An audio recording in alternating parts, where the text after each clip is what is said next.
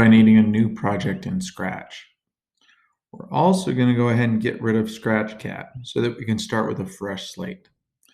The first video that as part of this mouse maze is we are going to set up our character in this game that we control, in this case, a mouse.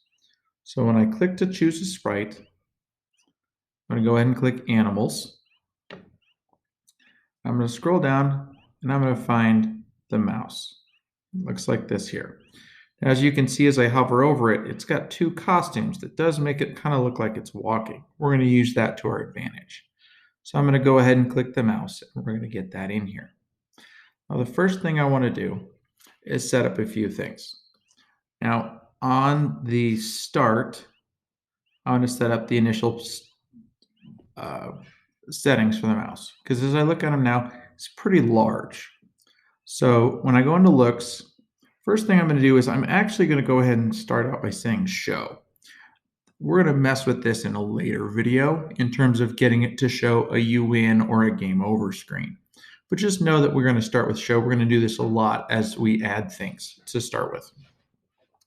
And the other thing I'm going to do is I am going to change the size or set the size. And at this point, I'm going to go ahead and reduce it to 50%.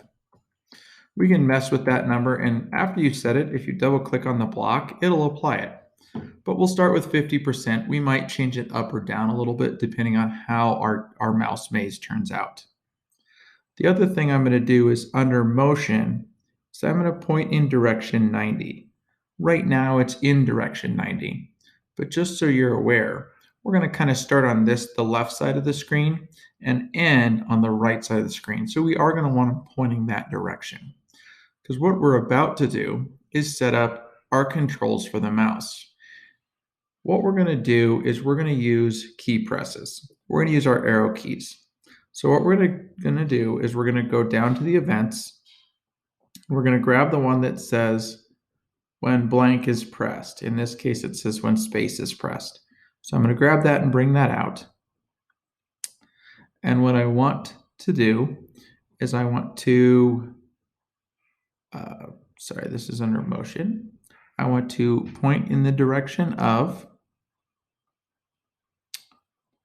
point in direction 90, which will be sideways. And I want to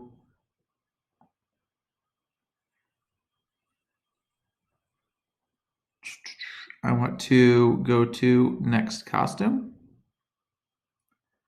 And then I want to move 10 steps. Now I'm going to actually set that not to be the space bar, but these are the exact settings for our right arrow. I'm going to bring this stack over here, just so you can see what happens. When I click the green flag and I push it, as you can see, the mouse moves and kind of switches between costumes there to look like it's moving. I'm going to go ahead and drag him back. So we've got to start here. And now I'm going to give us all the directions we need. So I'm going to duplicate it, come over here, change this one to be the up arrow. And when I click on the degrees, I'm going to point the arrow straight up. Duplicate again, go right below it, go to the down arrow. Direction, now I can either type 180 or I can swing it around until it points straight down, which is 180. When I duplicate right arrow, I'm going to change to left arrow, and right in front of 90, I'm just going to swing this around to the left, go to negative 90. So what this will do is this should give me my mouse controls. So as I push the green flag, and go to the right, up, to the left, and down. Again, if I hold the keys, it looks like he scurries along. Now, one of the things that we're going to want to do is you can see if I start it, I just get a start right in here. I want to set up my mouse's starting position. And what I'm going to do is I'm going to want it to start with the X value, again, which is the side-to-side measurement of 200. But I'm going to want the Y value to vary. I want to give my player a little bit of challenge, not knowing exactly necessarily where you're going to start. That's also going to matter in a future video when we start to lay out our maze section. So what I'm going to do is I'm going to have it, as we start, I'm going to give it the go to. Now the x at negative 200 is exactly what we want.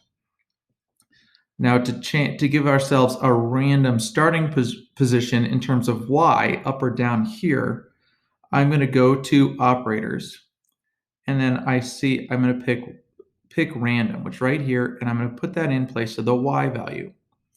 Now, if I want to be able to go all the way up here, you can see that's about 157.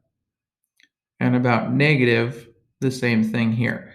So really what I want to be able to do is go up 150 or down 150. That would be negative 150. So every time I click the green flag, it's going to put me in a different position here, randomly chosen, but always lined up with that x being 200. But you can see my y number as I click the green arrow. I get a random number within my range. That's how I can make the mouse start in a random position. So this is the base coding for our mouse so that it can go around.